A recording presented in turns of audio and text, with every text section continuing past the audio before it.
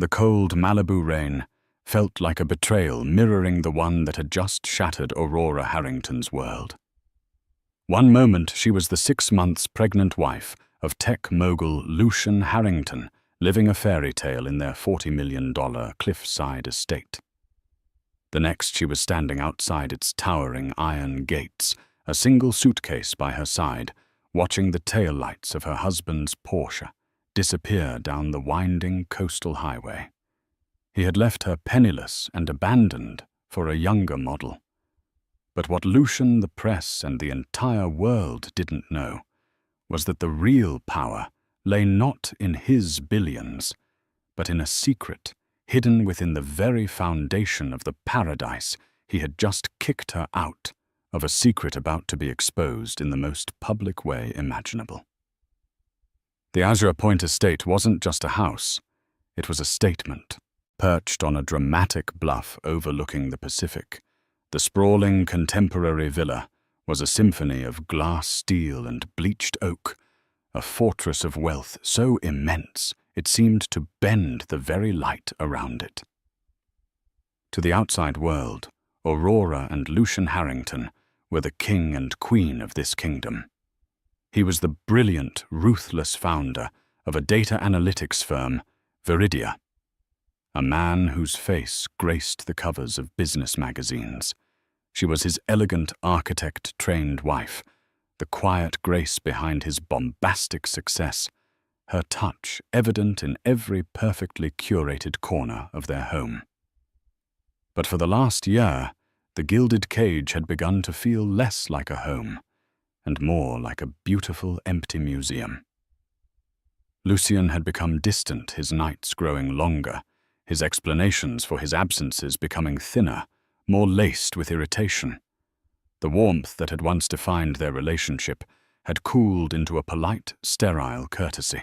Aurora, now carrying the distinct swell of their first child, told herself it was the pressure of a new product launch, the stress of being a titan of industry.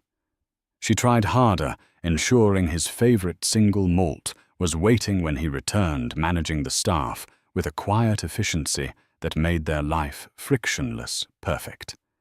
The end came not with a slow burn, but with a sudden, violent explosion. It was a Tuesday evening. A storm was rolling in off the ocean, the sky a bruised purple. Aurora was in the nursery. She had designed a serene space of soft whites and natural wood, running her hand over the smooth rail of the crib. She felt the baby kick a small flutter of reassurance and smiled. That's when she heard the crunch of tires on the gravel driveway, much earlier than she expected. But it wasn't just Lucian's car. A second, a low-slung cherry-red convertible followed his into the courtyard. Aurora's heart gave a strange, nervous lurch. She walked to the grand floor-to-ceiling window in the living room that offered a panoramic view of the entrance. Lucian emerged from his car, but he wasn't alone. A woman unfolded herself from the passenger seat of the convertible, a tall, impossibly slender blonde, with legs that seemed to start at her jawline. Aurora recognized her instantly from the tabloid's Katerina Volkova, a model and influencer known more for her high-profile relationships than her runway work. Katerina laughed, a sound that carried on the wind, sharp and brittle. She looped her arm through Lucian's, and they walked towards the front door, as if they owned the world, as if Aurora didn't exist. A cold dread heavier than any storm cloud settled over her. She stood frozen in the center of the vast living room as the massive oak door swung open. "Aurora," Lucian said, his voice flat, devoid of any emotion. He didn't even have the decency to look guilty. "Katerina will be staying here now." Katerina's eyes, a pale, predatory blue, scanned the room, then landed on Aurora, lingering on her swollen stomach with a faint, dismissive smirk. "Nice place," she purred, her accent a carefully cultivated blend of Eastern European and Californian vocal fry. "A little Domestic for my taste, but I can work with it. The world tilted on its axis. Aurora's breath hitched. Lucian! What is this?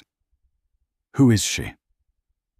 She's my future, Lucian said, shrugging out of his expensive jacket and tossing it onto a minimalist chair worth more than a car. We're past pretending, Aurora. This marriage, this life, it's over. My lawyer, Leland Crane, will be in touch tomorrow with the paperwork. Paperwork? Aurora whispered, her voice trembling. She clutched her belly, a protective instinct taking over. Lucian, I'm pregnant. We're having a baby. He finally looked at her then, and his eyes were chips of ice. Your baby, he corrected her.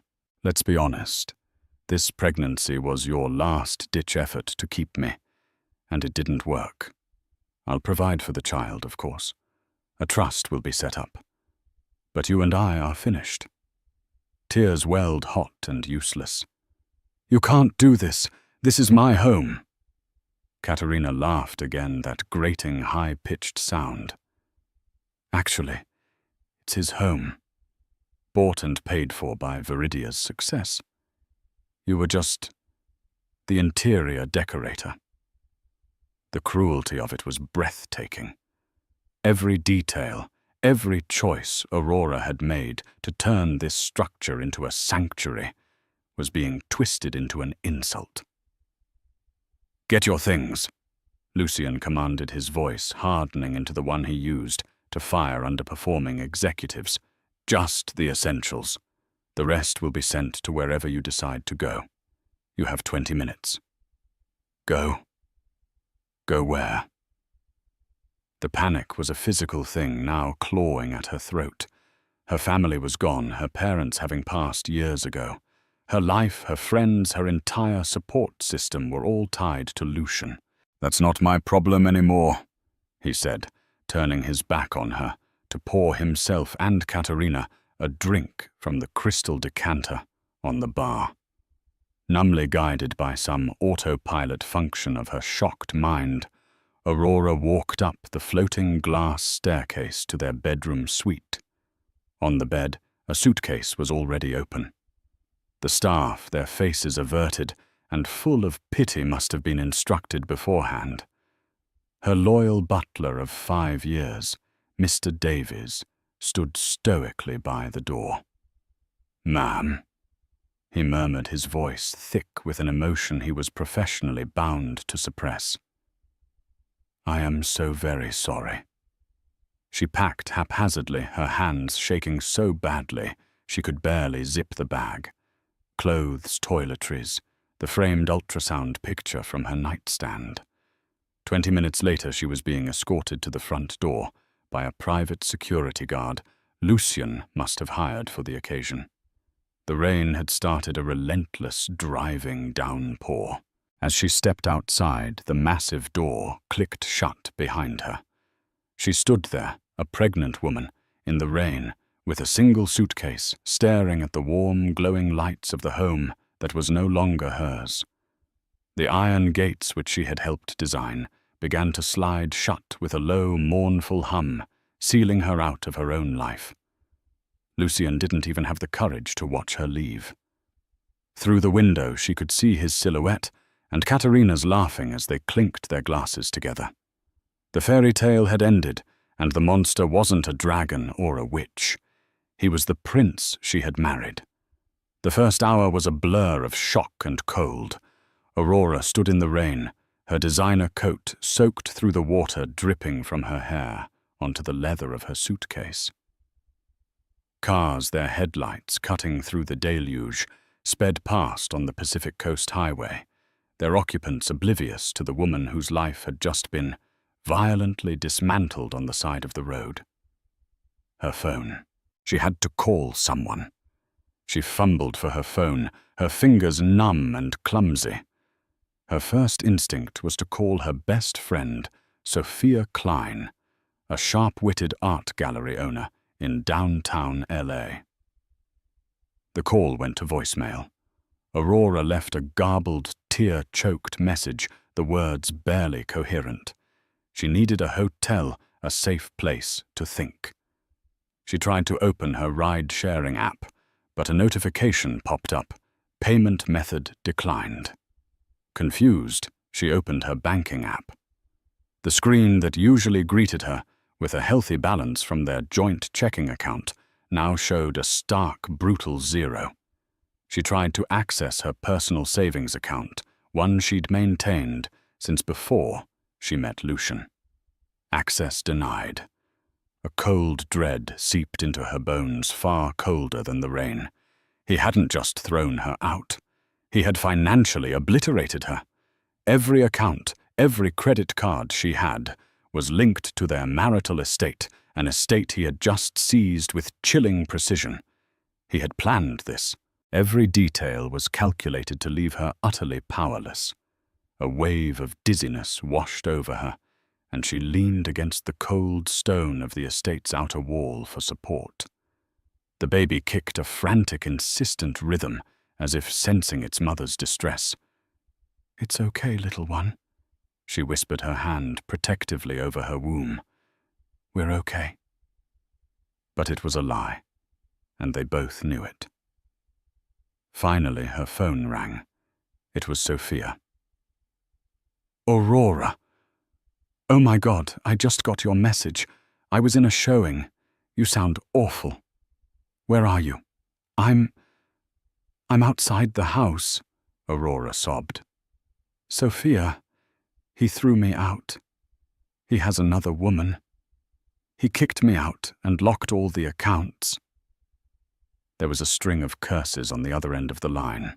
"Stay right there. Don't move. I'm leaving now. I'll be there in 45 minutes. Traffic be damned. Just stay on the phone with me." The wait was agonizing. Each passing minute felt like an hour.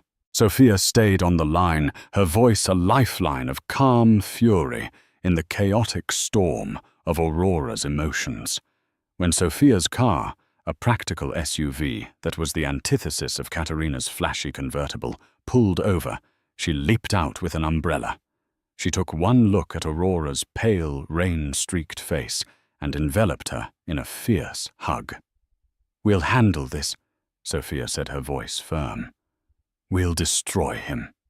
Sophia's apartment in Santa Monica was small but warm and inviting. It felt like a different universe from the cold, cavernous rooms of Azure Point. After a hot shower and a change into some of Sophia's clothes, which were a bit tight over her bump, Aurora sat on the couch, wrapped in a blanket, nursing a cup of chamomile tea. The adrenaline was wearing off, replaced by a profound, soul-crushing exhaustion. The next morning, the reality of her situation came into sharper focus. Lucian's lawyer, Leland Crane, sent an email. It was brutally concise. It outlined a divorce settlement offer that was not just an insult, but a declaration of war. He was offering her a one-time payment of $50,000 in consideration of their brief marriage, and the standard child support mandated by the state of California once the baby was born. All other assets, including the Azure Point estate, were declared the sole and separate property of Mr. Harrington, acquired through his singular business efforts. The email ended with a veiled threat. "Mr. Harrington hopes for a swift and discreet resolution. Should Ms. Hensley choose to contest this generous offer, we are prepared to litigate aggressively and explore all facets of her conduct during the marriage." "Conduct," Aurora said aloud, her voice hoarse with disbelief. "What conduct? I dedicated the last 5 years of my life to him, to building our home. He's trying to intimidate you," Sophia said, reading the email over her shoulder, her face tight with anger. "He thinks because he has the money and the power, you'll just roll over and accept the scraps he's throwing you. We need a lawyer. Not just any lawyer, a shark." Sophia was well connected in the city's professional circles.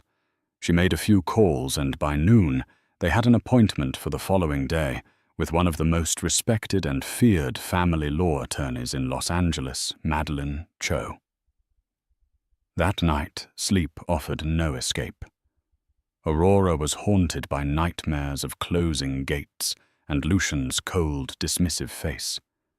She woke up in a cold sweat, her heart pounding.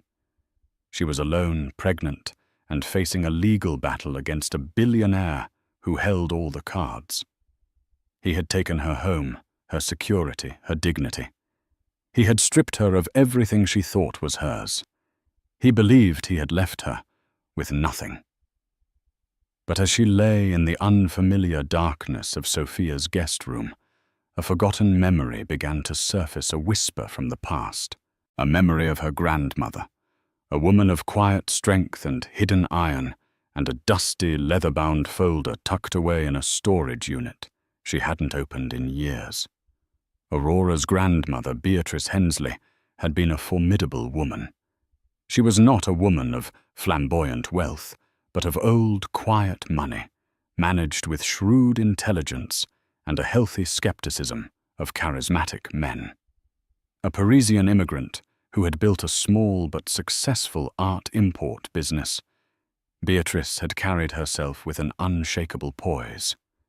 Her favorite adage, which she'd repeated to Aurora countless times, echoed in her mind now. "Ma chérie, a man is not a financial plan.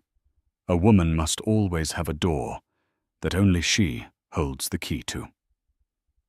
Before she passed away 3 years ago, Beatrice had sat Aurora down. She had presented her with a thick, leather-bound portfolio. "This is for you," she had said, her eyes serious. "It is your safety, your independence. The funds are managed by my old friend and trustee, Mr. Abernathy. They are to be used for something permanent, something that can't be gambled away or lost in a bad business deal. Something that is yours and yours alone." At the time, Aurora was deeply in love with Lucian. His star was rising, and their life felt secure. She had thanked her grandmother, touched by the gesture, but had seen it as a quaint relic of a bygone era. She had put the portfolio in a secure storage unit, along with other family heirlooms, and had largely forgotten the specifics, knowing only that a trust existed in her name. Now Beatrice's words felt less like quaint advice and more like a prophecy. "Sophia, I need to go to my storage unit in Pasadena," Aurora said the next morning, a new fragile sense of purpose in her voice. An hour later, they were standing in the cool, sterile corridor of the storage facility. Aurora punched in the code, and the metal door rolled up with a loud rumble. The air inside was still and smelled of dust and old paper. Pushed to the back behind her old college textbooks and her mother's antique furniture was a small fireproof safe. Inside was the leather portfolio. Her hands trembled as she carried it to a nearby table. She opened it, and the scent of aged leather and paper filled the air. Inside, neatly organized by tabs, were trust documents, bank statements, and investment reports from the Beatrice Hensley Legacy Trust.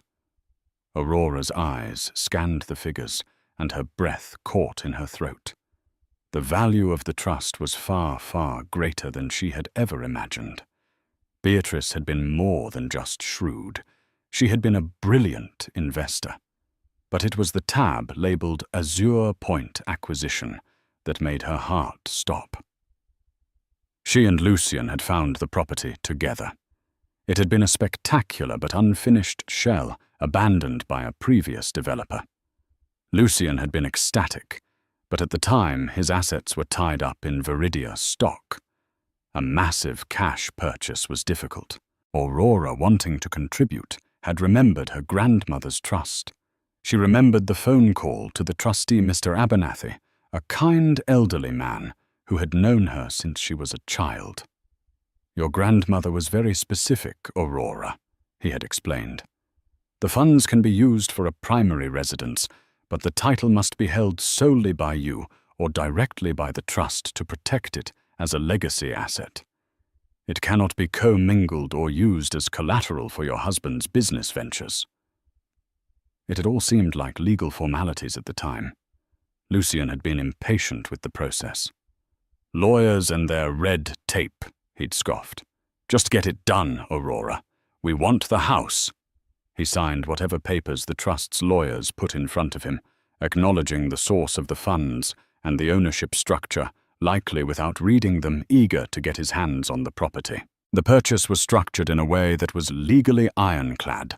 The entire $28 million purchase price for the land and the unfinished structure was wired directly from the Beatrice Hensley Legacy Trust to the seller.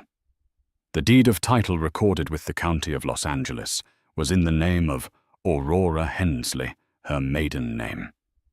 Lucian had then poured millions of his own money into finishing the construction, the extravagant infinity pool, the state-of-the-art technology.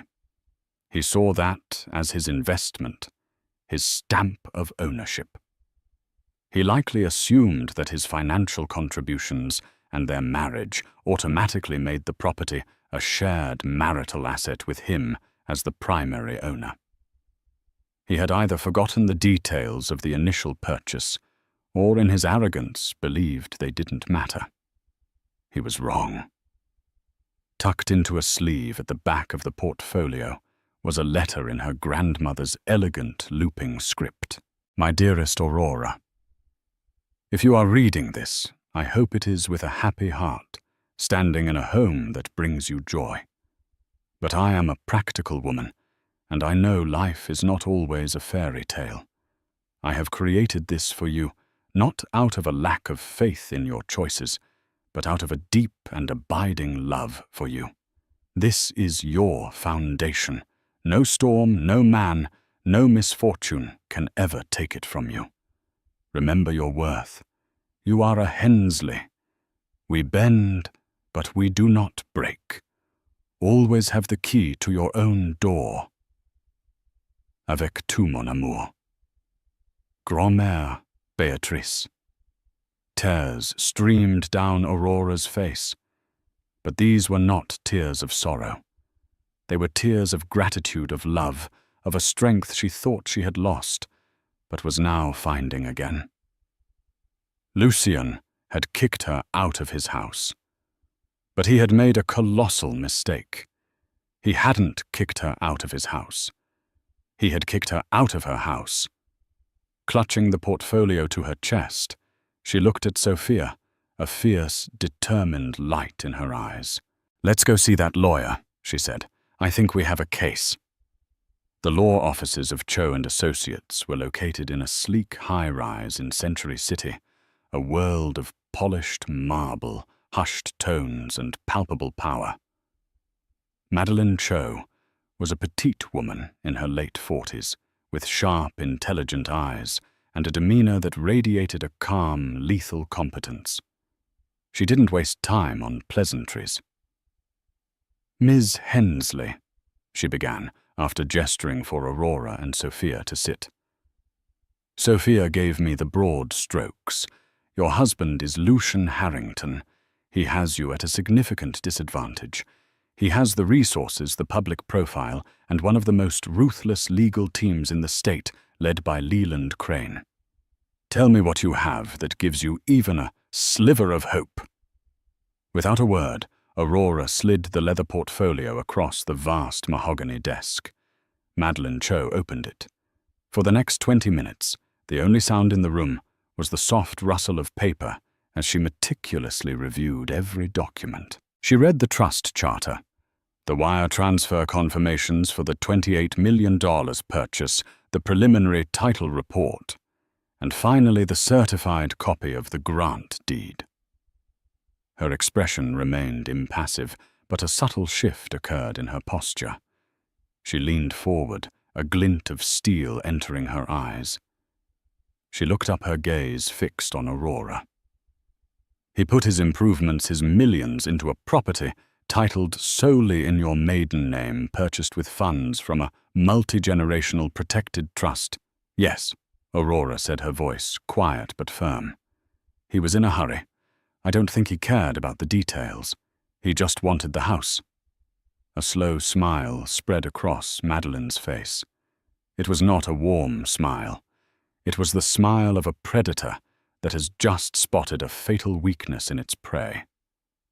"Miss Hensley," she said, her voice now charged with energy. "This isn't a sliver of hope. This is a cannon. Leland Crane and Mr. Harrington are playing checkers, and they don't realize we're about to overturn the entire chessboard." The strategy was simple and devastating. They would not respond to Lucian's paltry divorce settlement. They would ignore it completely. Instead, Madeline would file 2 separate explosive motions. First, an emergency petition for sole and exclusive use of the marital residence on the grounds that Aurora was the legal owner. Second, a formal complaint of wrongful eviction. "We won't just ask for the house back, we'll demand it," Madeline explained. "And we will file for a temporary restraining order against both Lucian and his guest, Katerina Volkova, barring them from entering the property. He threw a pregnant woman out of her own home. No judge in this state will look kindly upon that." The following days were a whirlwind of legal activity. The petitions were filed. Lucian Harrington and Leland Crane were served. The reaction was immediate and arrogant. Leland Crane called Madeline personally. His voice, which Aurora imagined was usually smooth and condescending, was tinged with incredulous anger. "This is a desperate, pathetic stunt, Madeline," he barked over the speakerphone in Cho's office. "The property is a marital asset. My client poured over $12 million into it. He transformed it from a shell into a masterpiece. His contributions grant him a majority stake. This will be thrown out of court." Madeline's reply was chillingly calm. "Leland, your client, made a gift, a very, very generous $12 million gift to his wife's separate property. The law on this is quite clear. Transmutation of property requires a written declaration. Did your client ever get Ms. Hensley to sign a document granting him title or ownership? No a pity. We have the deed. We have the proof of funds. What you have is an arrogant client who didn't read the fine print." She continued, her voice dropping to a near whisper. "And let me give you some friendly advice. Tell your client to pack his bags, and tell his girlfriend to pack hers, because a process server is on his way to the Azure Point estate right now with a court order. They have 48 hours to vacate." The silence on the other end of the line was profound. For the first time, the Harrington legal team was speechless. The news hit the gossip columns like a thunderclap. Tech mogul Lucian Harrington in bitter divorce. Wife claims ownership of 40 Bunlandthal's Malibu mansion. The narrative began to shift. Aurora was no longer just the jilted, pathetic wife. She was a player, a mystery. Lucian predictably was enraged. He saw it as the ultimate betrayal, not his affair, but her audacity in fighting back. He doubled down. His PR team began leaking stories to friendly tabloids, painting Aurora as a gold digger who had tricked him, a cold, calculating woman who had planned this all along. They highlighted his $12 million investment, framing it as him being the victim of a sophisticated fraud. But Madeline had anticipated this. "Let him scream," she told Aurora. "He's making our case for us. He's admitting in public that he spent millions on a property he didn't legally own. Every article he plants is another nail in his own coffin." The court date for the emergency hearing was set. It was in 1 week. Aurora felt a terrifying mix of fear and exhilaration. For the first time since the gates had slammed shut, she wasn't a victim cowering in the rain. She was a woman walking back into the storm, ready to claim what was hers. The board was set. The pieces were in motion, and the king, for all his power and bluster, was about to find himself in check. The courtroom in the Stanley Mosque Courthouse in downtown Los Angeles was an imposing chamber of dark wood and stern tradition. It was packed. The story had caught fire, a high-stakes drama of love betrayal and unimaginable wealth. Reporters from every major news outlet and gossip blog filled the gallery, their pens poised. Lucian Harrington arrived flanked by a team of lawyers led by Leland Crane. He looked immaculate in a custom-tailored suit, his expression a mask of confident indignation crafted for the cameras. He was playing the part of the wronged tycoon. Katerina Volkova was notably absent, a strategic move, no doubt, to avoid looking like a home wrecker in front of the judge. Aurora entered from the other side with Madeleine Cho. She wore a simple but elegant navy maternity dress, her hand resting almost unconsciously on her stomach. She did not look at Lucian. Her focus was entirely on Madeleine and the path ahead. She projected not weakness, but a quiet, unbreakable resolve. The Honorable Judge Eleanor Vance, a woman known for her sharp intellect and no-nonsense approach, presided. She looked down from her bench, her gaze sweeping over the two legal teams. Mr. Crane, Ms. Cho, I have read the preliminary filings. This is a hearing on Ms. Hensley's request for a temporary restraining order and exclusive use of the residence at 247 Azure Point Road. Mr. Crane, your client is currently occupying the residence. Please enlighten me as to why he believes he has the right to remain. Leland Crane rose his voice, smooth and practiced. Your Honor, it's quite simple. The Azure Point estate is a marital asset. While the initial purchase may have utilized funds from a trust belonging to my client's wife, Mr. Harrington, subsequently entrusted over $12 million of his own separate funds into the property's completion. This significant financial contribution, this sweat equity on a colossal scale, transformed the property and established his primary ownership interest. We have receipts, bank records, contracts for every dollar spent. He is the majority stakeholder in this asset. He gestured towards Aurora. This action by Ms. Hensley is a transparent and opportunistic attempt to seize a valuable asset created primarily by my client's hard work and financial genius. She was the homemaker. He was the provider. The law recognizes that imbalance. Judge Vance listened patiently, her fingers steepled. Thank you, Mr. Crane. Ms. Cho, your response. Madeleine Cho stood. She was calm, methodical. Your Honor, Mr. Crane speaks of financial contributions. We do not dispute them. In fact, we welcome them. Mr. Harrington made a very lavish gift to his wife. However, in the state of California, a gift is a gift. The concept of sweat equity does not magically alter a property's legal title. She placed a single certified document on the prosecutor's table. This, Your Honor, is the grant deed for 247 Azure Point Road, recorded on May 14th, 2022. I would ask you to note the name in the section marked Grantee. A clerk handed the document to the judge. Judge Vance put on her reading glasses and studied it. The courtroom was silent. The grantee is listed as Aurora Hensley, a single woman. The judge read aloud, her voice neutral. The use of single woman was a legal term for the title vesting as it was purchased before her name had officially changed post-marriage. A detail Madeleine knew was a powerful psychological anchor. And now, Your Honor, Madeleine continued, this is a certified copy of the wire transfer confirmation from the Beatrice Hensley Legacy Trust to the seller for the full purchase price of $28 million. She produced a second document.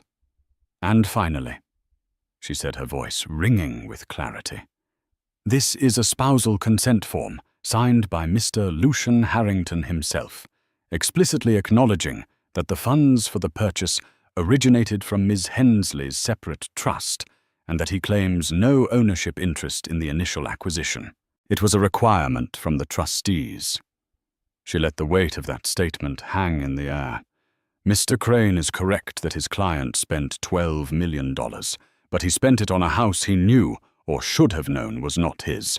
He built his castle on land that belonged to his queen, and then he threw her out of it. A gasp rippled through the gallery.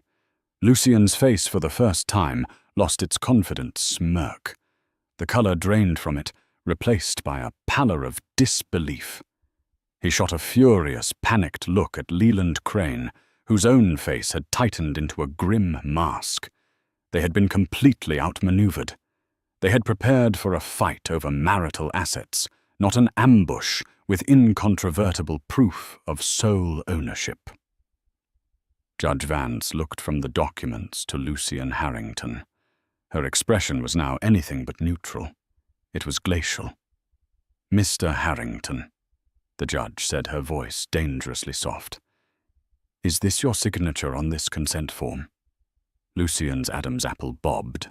I sign a lot of documents, Your Honor. My legal team handles these things. It is a simple question, Mr. Harrington. Yes or no?" "Yes," he muttered, the word barely audible. "And did you or did you not remove your 6 months pregnant wife from this residence and change the locks? The situation is complex," Crane interjected, trying to regain control. "It seems remarkably simple to me, Counselor," Judge Vance snapped back. "I have a deed in Ms. Hensley's name. I have proof of purchase from her trust. I have a signed waiver from your client. And I have a pregnant woman who has been rendered homeless." She looked directly at Lucian, her eyes filled with unconcealed contempt. "Mr. Harrington, you are a guest in Ms. Hensley's home, and your welcome has been rescinded." The gavel came down with a crack that echoed like a gunshot. "The temporary restraining order is granted. Mr. Harrington, you and any of your associates will vacate the premises at 247 Azure Point Road within 24 hours. You are to remain 100 yards away from the property and from Ms. Hensley at all times. We will address the matter of your $12 million gift in the forthcoming divorce proceedings. For now, the house belongs to its owner.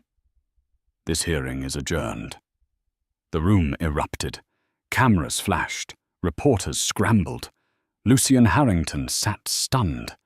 His billion-dollar emperor suddenly unable to protect him from the simple, devastating power of his own signature.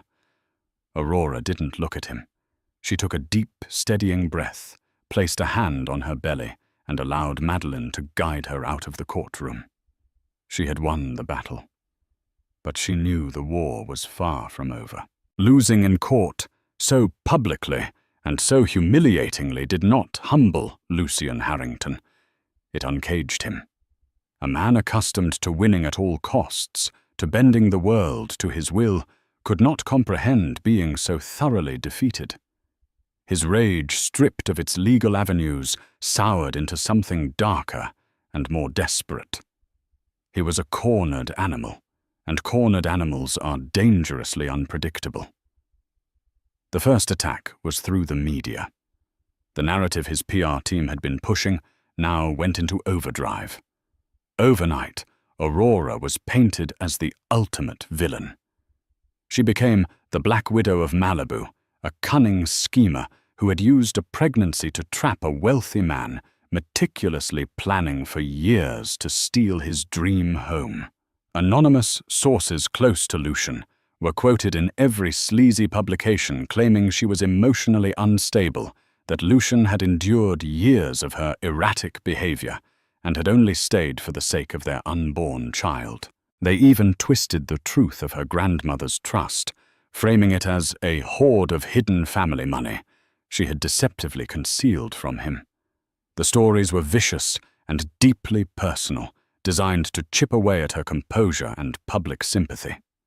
Sophia did her best to shield Aurora from the worst of it, but the headlines were inescapable. For a few days, the weight of the public slander was crushing. Doubt, like a venomous weed, tried to take root in her mind. Was she being greedy? Was this fight worth the toll it was taking on her and her baby? It was a call from Mr. Davies, the butler, she thought she'd never hear from again, that solidified her resolve. "Mrs. Harrington. I mean, Miss Hensley," he said, his voice low and urgent. "I'm calling from my personal phone. I was let go, of course, along with the rest of the staff who were loyal to you. But I needed to warn you. Mr. Davies, it's so good to hear your voice. Are you all right?" "I am, ma'am. But you need to be careful. Mr. Harrington is unraveling. The night you left, I overheard him on the phone with Mr. Crane. He was shouting.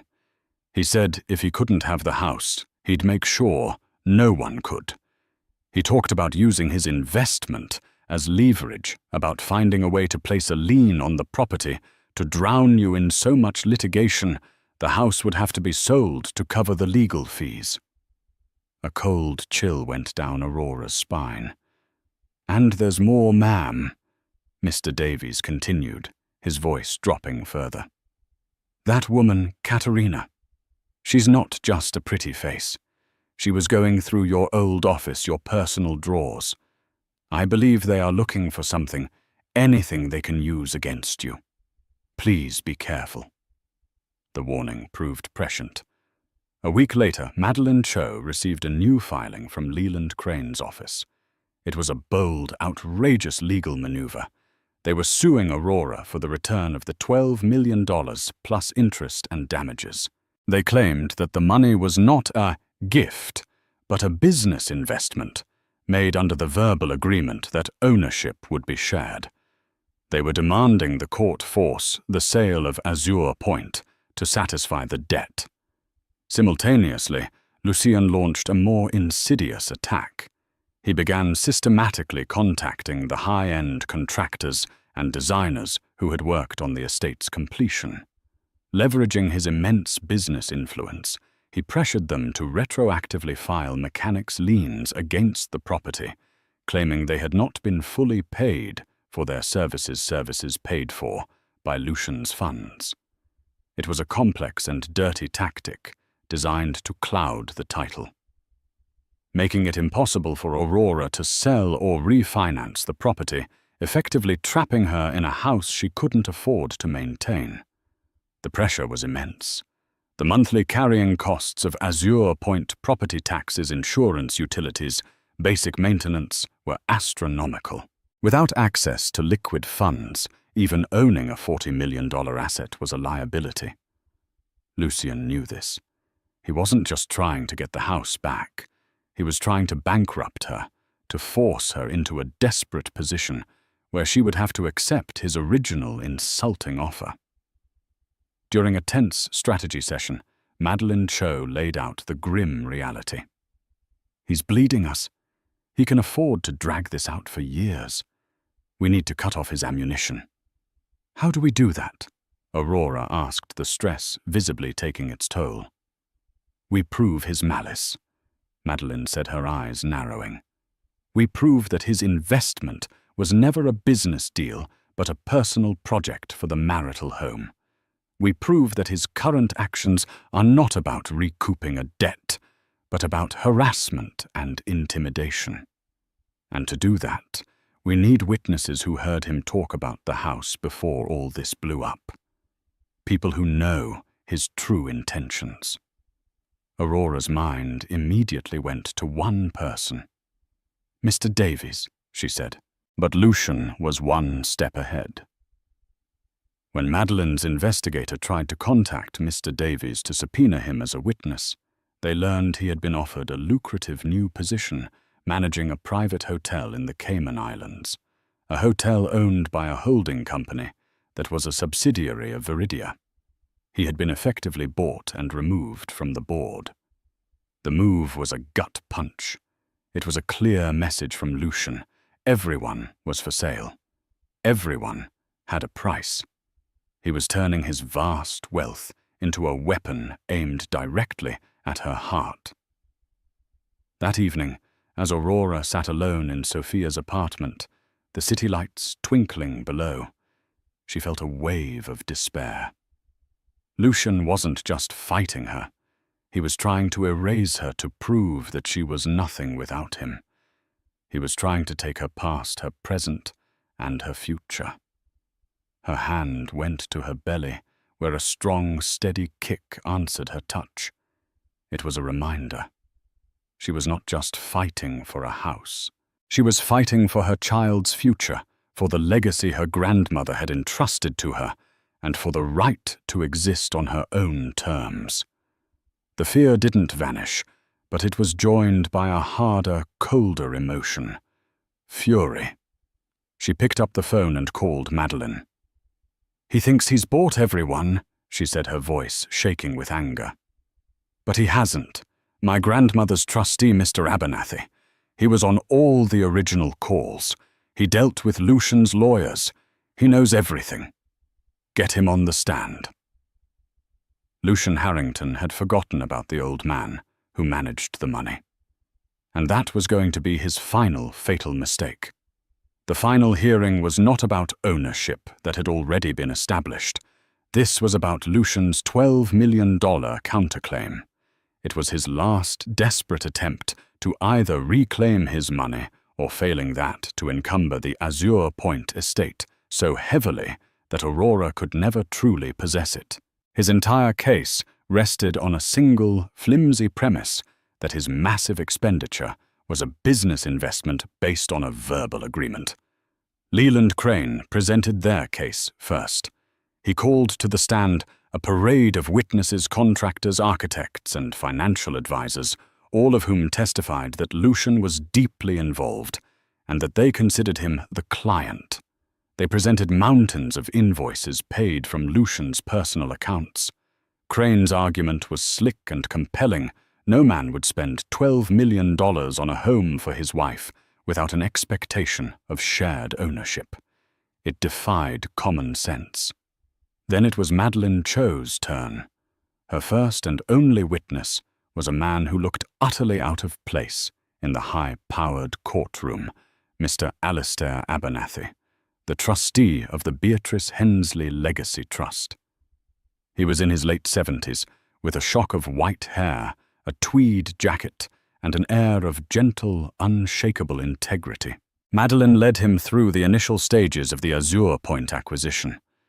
"Mr. Abernathy, can you describe your interactions with Mr. Harrington during the purchase process?"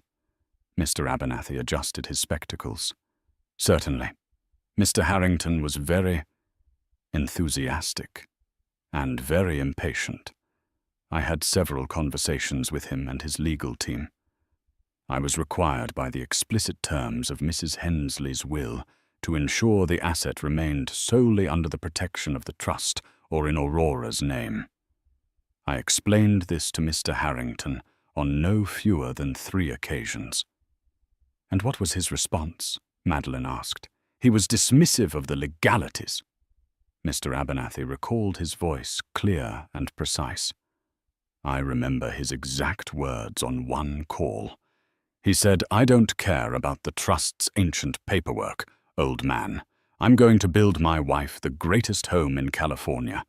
Just get the money to the seller so I can get started.' He saw our legal protections as a mere bureaucratic hurdle to his grand vision." Leland Crane on the opposing side began to look uneasy. Madeline pressed on. "So he was made explicitly aware that the property would not be his legally, unquestionably," Mr. Abernathy stated. "He even signed a document to that effect, which I believe the court has already seen. Any funds he contributed after the purchase were done with full knowledge of this fact. In the eyes of the trust and the law, such contributions could only be interpreted as a gift." Leland Crane attempted to discredit him on cross-examination. "Mr. Abernathy, isn't it true you have a long-standing loyalty to the Hensley family, that your testimony might be biased?" Mr. Abernathy met his gaze without flinching. "My loyalty is to the truth and to the legal duties I am bound to uphold as a fiduciary. My records, my correspondence, and my memory are all perfectly clear on this matter, sir." He was an immovable object of quiet dignity, and Crane's aggressive questioning only made him look like a bully. But Madeline had one final devastating piece of evidence. She introduced into evidence a recorded deposition from Mr. Davies, taken via video link from the Cayman Islands. A legal loophole had allowed them to compel his testimony, despite Lucian's attempts to hide him away.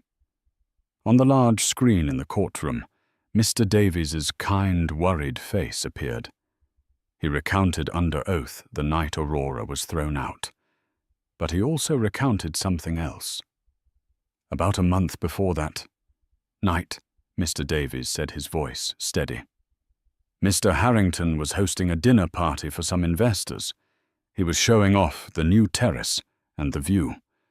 I was serving drinks when I heard one of the guests ask him, 'Lucian, what happens if Aurora ever leaves you?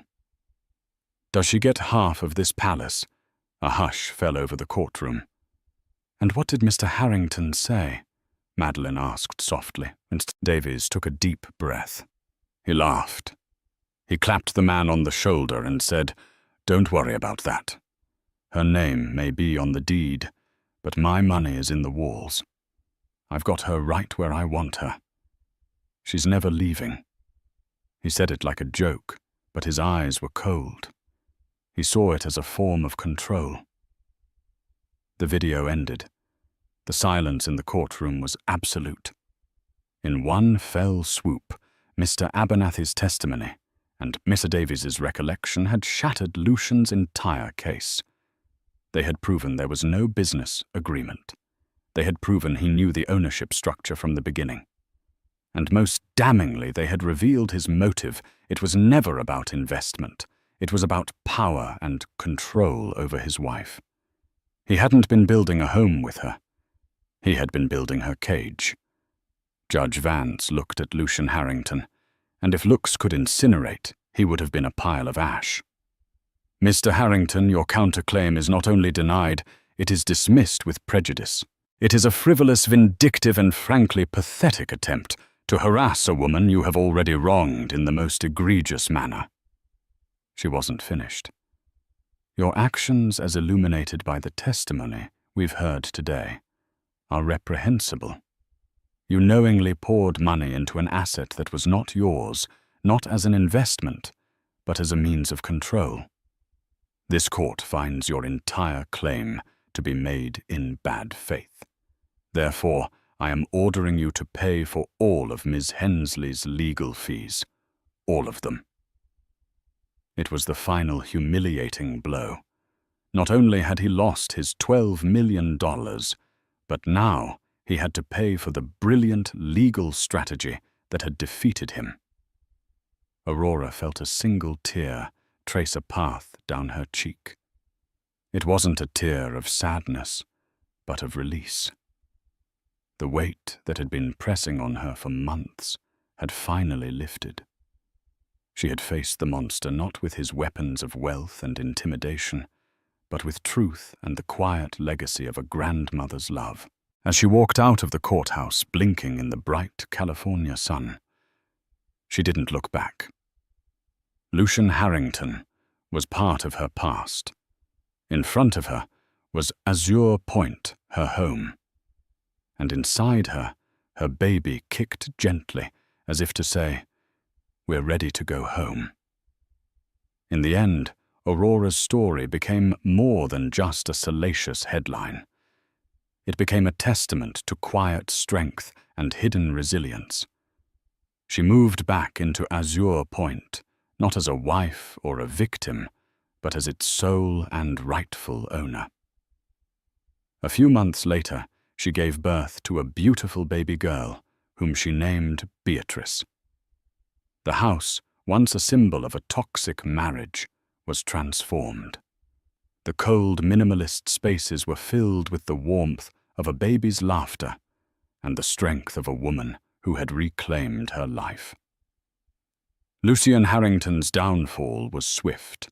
The court case exposed his hubris, and the testimony about his controlling nature caused a scandal that his board of directors at Viridia couldn't ignore. He was forced to step down as CEO, his reputation in tatters. Katerina Volkova, seeing his power and fortune diminish, disappeared from his life as quickly as she had entered it. Aurora's victory reminds us that the most formidable power isn't always the loudest or the most obvious.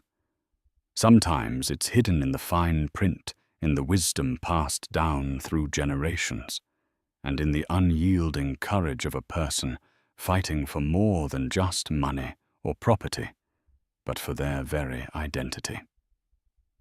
Thank you for listening to this incredible story. If you were moved by Aurora's journey from betrayal to triumph, please show your support by hitting that like button and sharing this video with someone who needs to hear a story of resilience.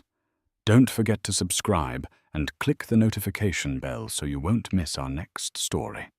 And tell us in the comments, what do you think was Lucien's biggest mistake? We'd love to hear your thoughts. Until next time, remember that even when the world seems darkest, your own strength might be the key that unlocks everything.